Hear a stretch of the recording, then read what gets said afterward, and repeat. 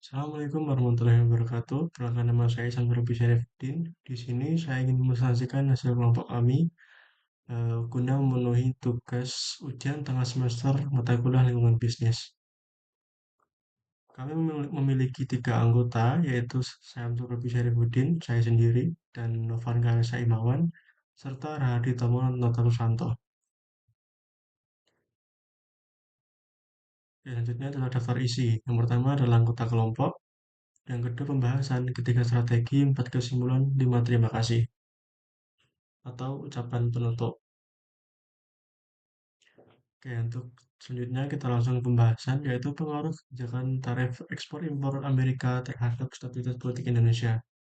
Pengaruh kebijakan tarif Amerika Serikat terhadap stabilitas politik Indonesia dapat menciptakan ketidakpastian dalam hubungan perdagangan bilateral jika Amerika Serikat diskriminatif atau merugikan produk ekspor utama Indonesia. Hal ini dapat memicu sentimen negatif di dalam negeri. Untuk pemerintah Indonesia dapat menerapkan langkah diversifikasi mitra dagang, yaitu mengurangi ketergantungan pada satu negara dengan memperkuat hubungan perdagangan dengan negara-negara lain, seperti negara ASEAN, Uni Eropa, Tiongkok, Jepang, dan India. Untuk pembahasan selanjutnya, yaitu adalah kebijakan tarif impor atau ekspor yang dikeluarkan oleh Amerika Serikat dan dapat mempengaruhi stabilitas politik di Indonesia.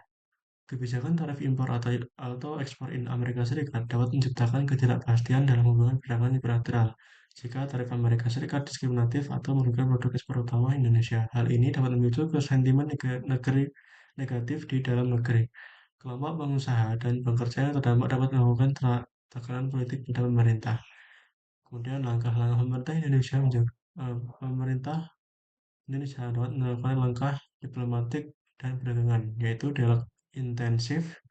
Pemerintah perlu menjaga jalur komunikasi terbuka dan melakukan dialog konstruktif dengan pemerintah Amerika Serikat untuk menyampaikan kekhawatiran dan mencari solusi yang saling menguntungkan. Yang kedua adalah diversifikasi mitra dagang, yaitu mengurangi ketergantungan pada suatu negara dan memperkuat hubungan perdagangan dengan negara-negara lain, seperti negara-negara ASEAN, Uni Eropa, Tiongkok, Jepang, dan India.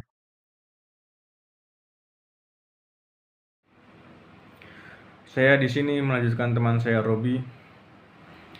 Dampak kebijakan tarif terhadap ekonomi Indonesia adalah meningkatkan biaya ekspor ke Amerika Serikat, mengurangi daya saing, berpotensi menurunkan volume ekspor. Sektor yang paling merasa dampaknya adalah sektor yang bergantung pada pasar AS.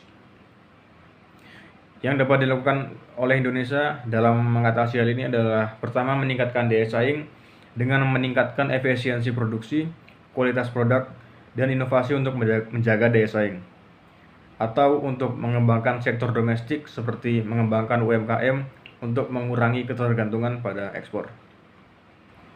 Dampak sosial yang dirasakan dari kebijakan tarif ini adalah naiknya harga barang impor, berkurangnya penerimaan ekspor, potensi meningkatnya krisis perdagangan global, naiknya angka pengangguran yang otomatis meningkatkan angka kemiskinan. Dalam hal ini, perlu adanya peningkatan permintaan domestik untuk memperkuat ekonomi. Pemerintah perlu untuk meningkatkan daya beli masyarakat melalui upah yang lebih baik atau memberikan jaringan pengaman sosial bagi masyarakat yang terdampak seperti melalui program bantuan sosial, peningkatan akses layanan kesehatan atau pendidikan.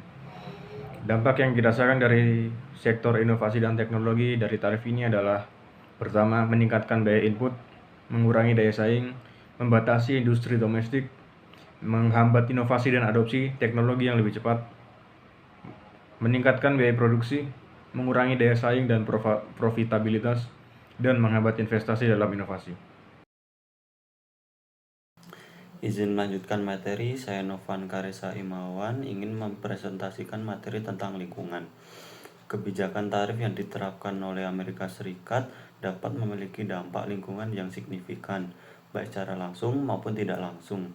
Dampak langsung meliputi perubahan pada pola produksi dan konsumsi yang dapat memicu peningkatan emisi, penggunaan bahan baku, dan limbah. Dampak tidak langsung meliputi perubahan dalam rantai pasok global yang dapat mengganggu ekosistem dan memperburuk kondisi lingkungan di berbagai negara. Lanjut, untuk materi hukum, pemerintah Indonesia memilih untuk tidak mengambil langkah retaliasi langsung, melainkan menempuh jalur negosiasi bilateral dan multilateral. serta mendorong penyelesaian melalui kerangka kerja seperti Trade and Investment Framework Agreement atau TIFA. Selanjutnya, untuk rekomendasi strategi, Indonesia perlu mengurangi ketergantungan pada pasar Amerika Serikat dengan memperluas ekspor ke negara-negara lain, ASEAN dan RCEP. Tingkat ekspor ke negara ASEAN pertumbuhan intra-ASEAN mencapai 5,7% pada 2023 dan manfaatkan akses pasar RCEP untuk mencakup 30% GDP global.